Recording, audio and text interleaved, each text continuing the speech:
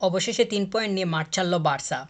এইটাই হইতেছে বার্সার জন্য সবথেকে এই মুহূর্তে স্বস্তির বিষয়। ফার্স্ট হাফের খেলা দেখে কোনোভাবেই মনে হয়নি যে এই ম্যাচটা বের করে নিতে পারবে। ২ টা গোল হজম করে যেইভাবে পিছিয়ে পড়ছে, এইটা থেকে ফিরে আসা অর্থাৎ মুভ করতে পারাটা আসলে অনেক বড় পজিটিভ একটা বিষয় বলেই মনে করতেছি। সাবস্টিটিউটগুলা খুব বেশি কাজে দিছে। এখানে হ্যান্সি ফ্লিকের প্রশংসা মানে শুরুতেই করতে হয়। কারণ ফেরান আসার পরে খেলার যে মোমেন্টামটা সেইটা পুরোই পাল্টে গেছে। ফেরানকে মানে যেই মুহূর্তে দেয়া হইছে ওই মুহূর্ত থেকে শেষ পর্যন্তই খেলার যেই ধরনটা সে মানে স্ট্যান্ড করছে, ওইটার কারণেই বার্সা মানে লাভজনক তো হইছেই, মানে লাভ তো পাইছে সেটা তো মানে বলতেই হবে। আর খেলা পুরোপুরি চেঞ্জ হয়ে গেছে। একটা প্লেয়ারের কারণে অনেক কিছুই হইতে পারে। সেইটা এই ম্যাচ দেখে অর্থাৎ ফেরান যত সময় মাঠের মধ্যে ছিল, মানে শেষের দিকে মানে যতটুকু সে খেলার মিনিট পাইছে ততটুকু দেখে এই কথাটা মানে বলা যাবে, কিংবা এই কথাটার জন্য এই উদাহরণটা নিয়ে আসা সম্ভব হবে। বার্সা যে প্রথম গোলটা হজম করছে, হুলিয়ান আলভারেজ গোলটা করছে, আসলে কাউন্টার অ্যাটাক থেকে মানে গোল করতে পারা কিংবা গোল করতে চাওয়ার যেই ইচ্ছাটা, এইটা প্রত্যেকটা দলেরই মডার্ন ফুটবলে মানে থাকে।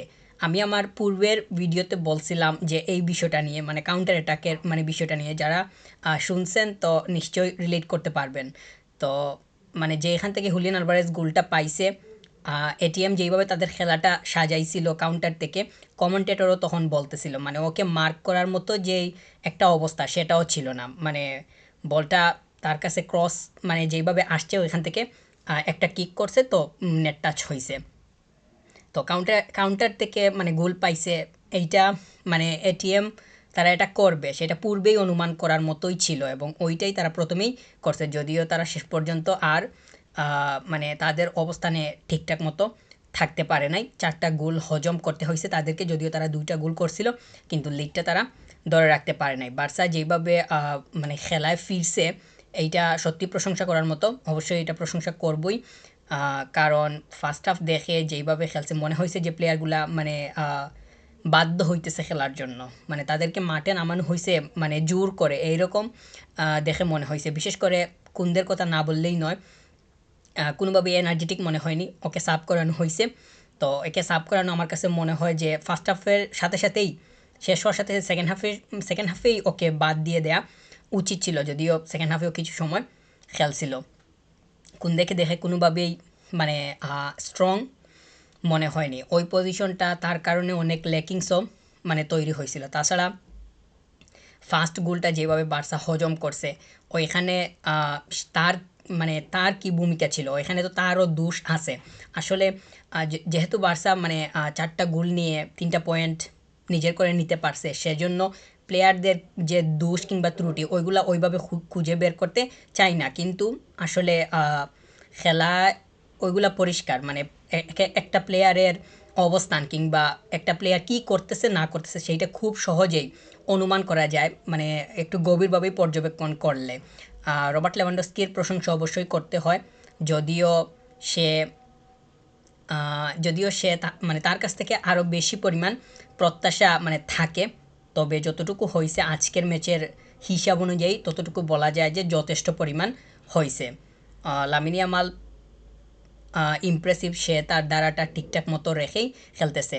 ফেরান তোরুসকে নিয়ে তো মানে বলছি, যদি আবারও বলি, তার কারণে খেলার যেই ধরনটা সেটা পুরোই পাল্টে গেছে।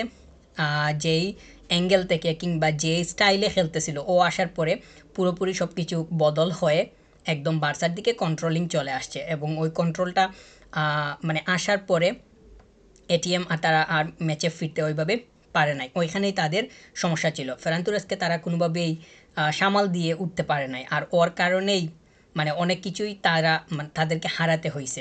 শেষের দিকে এসে আরেকটা গোল করলো, দারুণ ছিল। এবং প্রথম যে হেডটা করলো বলটা অনেক স্পিডিও ছিল, মানে সে তার ফোকাসটা ঠিকঠাক মতো ধরে রেখে যেইভাবে হেডটা করছে, এখানে সেট পিসের যে কোচ আছে কিংবা ট্রেনার আছে তার এখানে প্রশংসা করতেই হয়।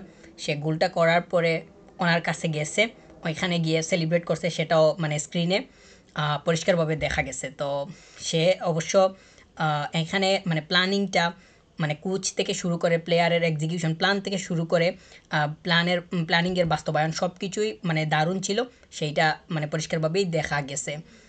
তো বার্সা পেদ্রিকে নিয়ে বলতে হয়, পেদ্রি মিডফিল্ডে যেইভাবে খেলছে, একদম মাথা ঠান্ডা রেখে মানে খেলার চেষ্টা করছে এবং সে এইভাবেই খেলে খেলে আসতেছে। বিগত ম্যাচগুলোর দিকে একটু খেয়াল করলে সেইটাও মানে দেখা যায়, আজকের ম্যাচটাতে আরও ভালোভাবেই দেখা গেছে। মানে ম্যাচের মধ্যে আজকের ম্যাচটাতে যত প্লেয়ার খেলছে সবার থেকে বেশি পরিমাণ কুল অবস্থায় ছিল পেদ্রি বলেই মনে করতেছি। পেদ্রি এর কারণে বার্সা ম্যাচের কন্ট্রোলিংটা শেষের দিকে বা বার্সা যেইভাবে মানে মুভ করছে মানে ব্যাক করছে ম্যাচে, ওইটা আসার পেছনে পেদ্রি এর অবদান অনেক বেশি আছে। ফেরানের কারণে ঠিক আছে, ফেরান অবশ্যই আজকে টপ পারফরমেন্স দিছে, মানে সেটা বলতেই হয়, কিন্তু পেদ্রি যেইভাবে মাঝখানটা কন্ট্রোল করছে মানে সেটা সত্যি প্রশংসা করার মতোই, সেটা বলতেই হয়। আর বার্সা এর যত ধরনের লেকিংস, তার মধ্যে আজকের ম্যাচটাতে একটা জিনিস খুব ভালোভাবেই পরিষ্কার হয়ে উঠে আসছে, সেটা হচ্ছে প্লেয়ার মার্কিংয়ে প্রবলেম ছিল। তো ফার্স্ট গোলটা এটিএম যেইভাবে পাইছে, বার্সা যেইভাবে কনসিড করছে, ওইটা থেকে এইটা খুব ভালোভাবেই মানে বুঝতে পারা সম্ভব হয়। তো এইটা নিয়ে কাজ করাটা খুব বেশি পরিমাণ দরকার হবে সামনের ম্যাচের জন্য।